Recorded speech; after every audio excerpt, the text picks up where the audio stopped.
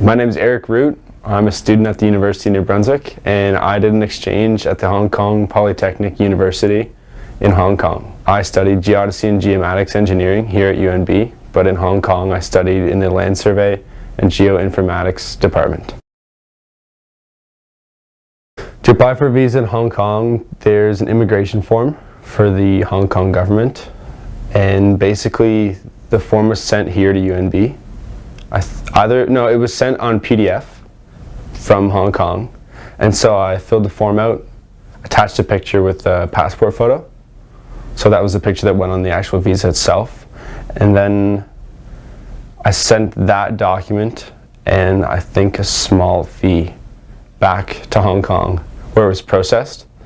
And when I arrived, I got a sticker to put in my passport, and when I arrived in Hong Kong it got stamped to say that I was allowed in.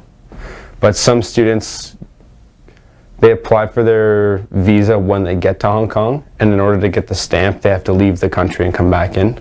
So there's a place called Macau, and essentially you can enter Hong Kong as a visitor, go to Macau, which is like a $30 or $40 boat ride, come back to Hong Kong and do all your immigration papers that way.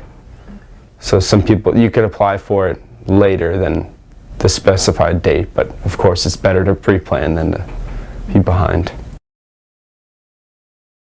I went to the Philippines, to Boracay, people call it Boracay though, and went there for a week. That was pretty simple to do the travel there.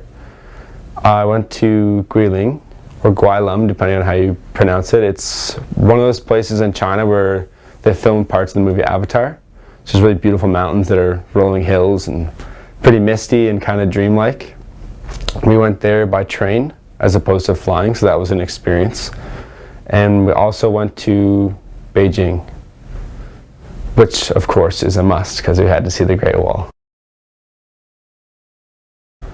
I signed up for student halls, which is the equivalent of residence at UNB, and there essentially it's a dorm room where you have one roommate. It can either be another international student or a local guy or girl. And I was with the local student, so me and him split a room, 2 beds either side, just like at UNB. We each had a desk, we had a little mini fridge, and we each had our own closet. And then in our room, there's a door to a bathroom that was connected to the room on the other side of the wall. So you only have to share a bathroom with 3 other people, which is pretty nice, private shower, private toilet. So there was 300 exchange students in Hong Kong, and I only know of one that got an apartment. And it was significantly more expensive. I think their rent for 1 month was the same as the cost of residence for the whole exchange. It's pretty much like it's less expensive to eat out in Hong Kong than it is to cook your own food. So there is a kitchen on every floor of the residences, but that kitchen's shared with every person on that floor, and the only thing to cook on is a microwave, toaster oven, and a hot plate. So you're pretty limited, especially because you have to buy your own pans and pots. So a lot of people just ate out every day, every meal. The least expensive place I would say to eat would be on campus, or just to get noodles somewhere.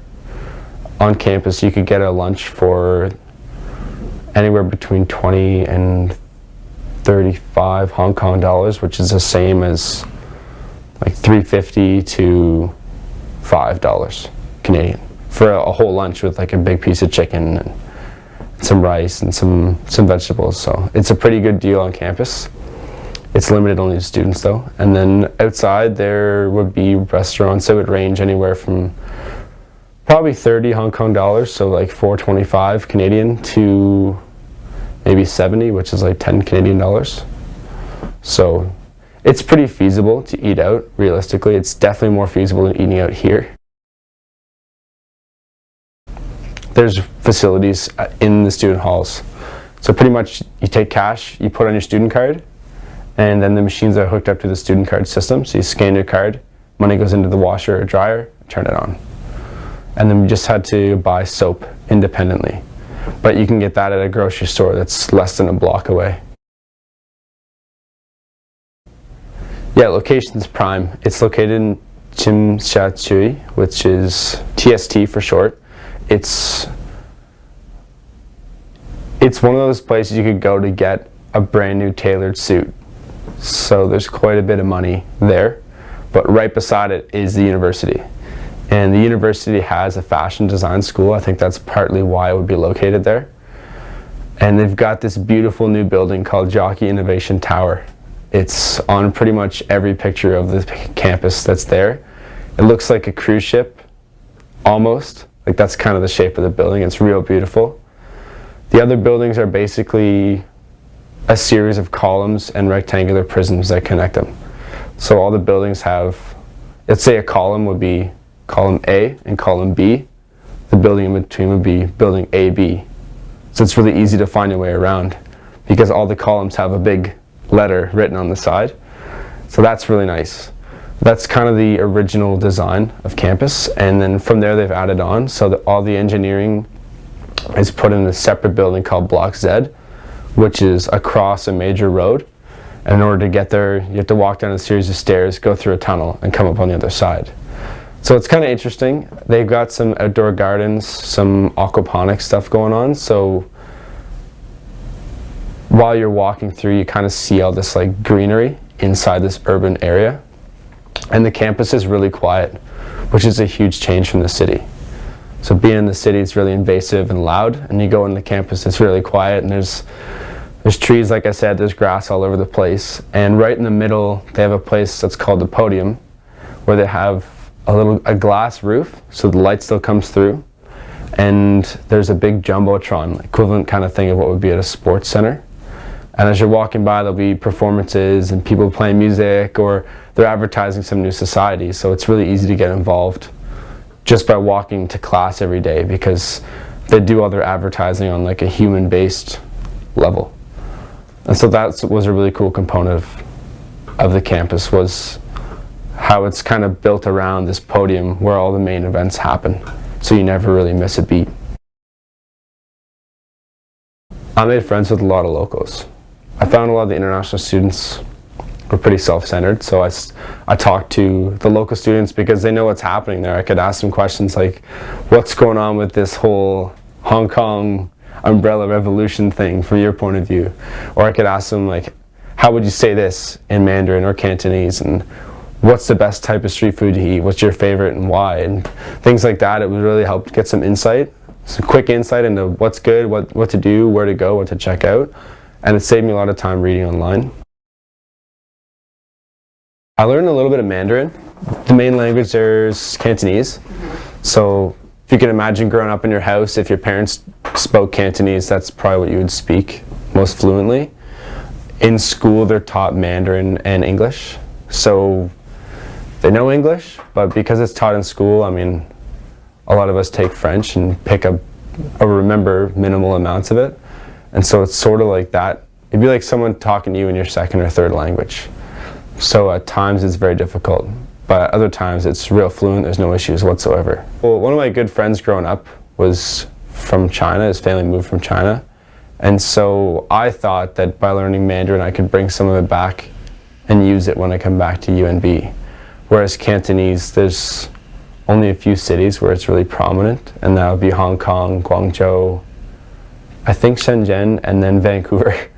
So I thought that by learning Mandarin, it applies to like 1.3 billion people. So it was a better opportunity, I thought.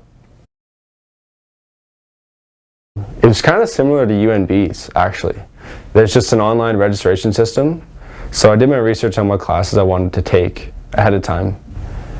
And whenever my account was activated, I was able to go into the online student webpage, log in, and go to my course selection page, and just from a drop-down menu, choose department, choose year, choose the course, sign up. I did do a couple extra tours and some cultural things. There was a welcoming carnival when I first got there. It's called a welcoming carnival. It was essentially a series of different dishes from around Hong Kong that were historically famous, and a couple activities that are more culturally based. And so I took part in that, ended up getting on a video, and it played on campus for like 2 months, so people knew me pretty well by my face anyways. And so I did things like that. I did a lot of smaller activities as opposed to big projects. because for me, I had an unknown schedule, and to just do small things was the most tangible option. Very tall. Very tall. It was pretty amazing to see buildings taller than anything I'd seen before, and to look down the street and at the end to see a green mountain. So basically, the geography is very hilly there, like big rolling hills covered in vegetation, and then there's a massive, most population dense city in the world just dropped right in the middle of it. So it's pretty crazy. A lot of the stuff was pretty innovative, the buildings. When you walk along the edge of the harbor, if you look across at 8 o'clock, there's a light show every night. So all these skyscrapers have lights that are like all done up in different ways, and the buildings will light up in sequence. There's like lasers, and this big show goes on every night on Victoria Harbor. And so that was pretty amazing. I never was a runner, but started running when I got there, just because you could run right on the edge of the harbor, breathe somewhat fresh air, and if you did it at night, you get to watch the light show while you're doing it. Pretty amazing stuff. Hong Kong Polytechnic University and UNB are both in the top 4 schools, at least based on the 2010 statistics, the top 4 schools for geomatics in the entire world. And because Hong Kong was so developed, urban, like very urban, like double-decker buses, cars, like go. And all of Canada essentially is comparably a barren wasteland. The application of geomatics at both schools is totally different. And I learned some things that would have never been taught at UNB. Heel-toe express. I walked a lot. They have a pretty all-inclusive public transit system. They got buses and they have a train system. And the train systems, it's kind of similar to London's Tube in a way. Like, because Hong Kong was under British rule, the layout and the maps look kind of just like London, so it's pretty easy to follow. It's in English and in Cantonese, which is nice. And yeah, the trains are like really inexpensive. The MTR, it's like, sometimes you might take a train one stop, it costs you like 0.2 Hong Kong dollars, which is like a 14th, or yeah, like a 14th of a Canadian dollar. So like, oh no, it'd be less than that. It'd be less than a 14th of a Canadian dollar to go one stop. So you get a little card. This is specific to Hong Kong, called the Octopus card. So instead of using your debit card everywhere, you get this little like transit pass that you put money on, and you can use it at grocery stores, at any store in Hong Kong. It's accepted everywhere, and you use it for transit. So you load this little card up, go to the MTR, scan it, walk in, go wherever you gotta go. When you get there, you can pay with your Octopus card. Just for like a tap. It's kind of like the pay and go things. And yeah, it was amazing. Everything, pretty much. I stayed away from the bars, mostly, to be honest. A lot of people did go, a lot. There's like 2 main areas, Wan Chai and LKF, which is Lan Kwai Fong. And they're both like crazy bar scenes. Like Lan Kwai Fong is, you can drink on the streets there, so people would buy beers at 7-Eleven and just walk in the streets and then go in the bars for free and dance and then go outside, go to 7-Eleven. So a lot of people did that. And Lan Kwai Fong is like an entire city block of just bars, so you really have like a massive crowd of people. Like, it's like the whole street's packed, there's no cars, like it's pretty crazy out there. As for other activities, something I got to do, which I've always wanted to do, was go to one of those rooms that's made of trampolines. So like the whole floor is trampolines, the walls are trampolines. It's called Rise, the place we went to, and they have like black lights at night with lasers and stuff, and they have foam pits, you can jump in, swing ropes, like that was pretty amazing. Because it's such a big city, I think there's 8 million people there, they have a ton of stuff to do. Anything from just getting like toast with condensed milk on it to seeing people that look nothing like him but dancing like Michael Jackson in the middle of the street, to those trampoline places, and even like stores that specialize in yo-yos. They've got lots of stuff. professors let the students skip class to go to the protest. They shut the school down for a week, unofficially, because they supported the idea. And the students were the ones that could go and show the support for the professors as well. And that was pretty amazing. There was people recruiting people on campus. They had banners, and everyone had these shirts that said like, error with a number, and the number represented the guy who's in power, and it said like democracy not found. So they had these subtle ways of kind of advertising the idea. It was pretty powerful to see that stuff firsthand, and I think it was an opportunity that was never even imagined before going there. I was an entire bay away from the student protests. There was some on the side that I was on, but I had no issues staying away. I mean, it was pretty peaceful, super peaceful protest, so even though I saw some of the areas where there was protests and I was there, some of it, there was zero violence, and yeah, I had no worries with that regard. The only thing, because it's a big city, as with any big city, there might be someone who might try to take your money. But if you know where your money is and you're careful about it, you're pretty safe, I think. I know there is some, as with any city, there's some things that happen there that could scare people. But if you recognize those areas, which is a benefit of having local friends, and just stay away from them, it's super safe, I think. Fish balls. You could eat fish balls. Not like testicles, like it's like a gelatinous kind of ball. It tastes like fish. Really weird. Dumplings. Dumplings. 饺子. Very good. There are lots of street food, so for those people that are watching this video that like street food, I would definitely go to Hong Kong. The chicken meat there was super weird. Like some dishes you would say like, this chicken is uncooked. Completely, like it's shaken kind of thing. Like, so there's some weird stuff like that, but I think it's all the same food. It's just presented in a different way. So like we eat cow meat, but they might serve like cow meat, and they might also have like lung. You could buy lung, or you could buy kidney, or you could get cow tongue like on a stick, like chopped up. So like it seems weird, but then you realize you're just eating food. Well, you're eating the same stuff you eat here, it's just a different part, or it's like repurposed in a different way. People drink hot water there. So in the summer when it's 30 degrees and you ask for a cup of water, you get hot water. The water itself might be treated, but the pipes in the city are so old that it's kind of sketchy to drink the tap water. I never drank the tap water. I drank out of fountains, but never straight out of the tap. So people will boil it to kill off any potential bacteria. So in restaurants, it's quite common to get hot water if you ask for water.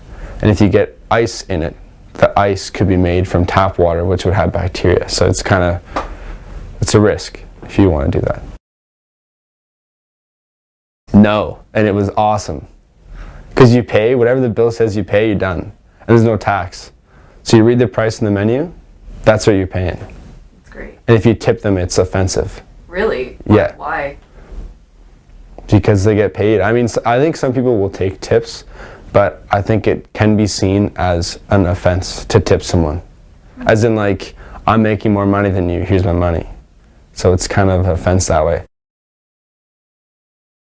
It was suggested to get a bank account there, but I just kept my Canadian debit, took a ton of money and paid in cash for everything. So if I had to make a purchase for a flight, I'd just do it online with the Visa, because I had a Visa, luckily. As for cash, I just used my debit card at a bank, sucked it up that I was paying international fees, and just took out a bunch of cash. I bought a new one. A crummy new one, but I bought a new one. Well, I got a phone for the equivalent of $30 here, and I bought it was like the least expensive phone I could buy. I went into this mall, and all that was sold was cell phones in the whole mall. So it was just like booths and booths and booths of cell phones and guys trying to sell you phones, give you the best deal. So you go in there and you can like talk them down, get the cheap phone but talk it down and get it really expensive. And then I got a plan for 45 Hong Kong dollars, which is just over $6. And that was how it worked. Was I had that much money on my phone, and then however much I used my phones, how much I paid. So phone calls they were basically free, so I just called everybody if I had to talk to them, and then texts were like $1 a piece. So every time I sent a text, I gave away like 10 phone calls, pretty much 10 minutes. So I just would call people. I got there at the end of the summer and left in December. So I got there, it was about, I don't know, 30, 35 kind of temperature. Humidity is like 80%, so it's pretty uncomfortable if you're coming from Canada. Never rush in the climate there, ever, because if you rush, that's it, you're soaked. When I left in December, it was still pretty humid, but the temperature was anywhere between 22 Celsius and 15. So, or I guess the coldest at Gobble I was there was about 12 Celsius. So later on, in like the December, late November, it was like you could wear a sweater and be comfortable. And that's kind of probably the best description of the climate, I think. Yeah, but you had to pay for it. So like you have a room, everything's paid for, but the air conditioning is an additional fee. And depending on who your roommate is, what they like the temperature like, it can be a bit of a battle there. I think when I imagined exchange, even though I never wanted to be an exchange student, I imagined exchange being like an entirely different experience, and that's exactly what Hong Kong offers. And the people at PolyU were great. There were times that were challenging, but my experience there was extremely positive, and I hope that students that go there in the future experience the same thing. And that PolyU was great, and I want to thank everyone there for all their help and all the time that they put into helping me as well. Truly life-changing.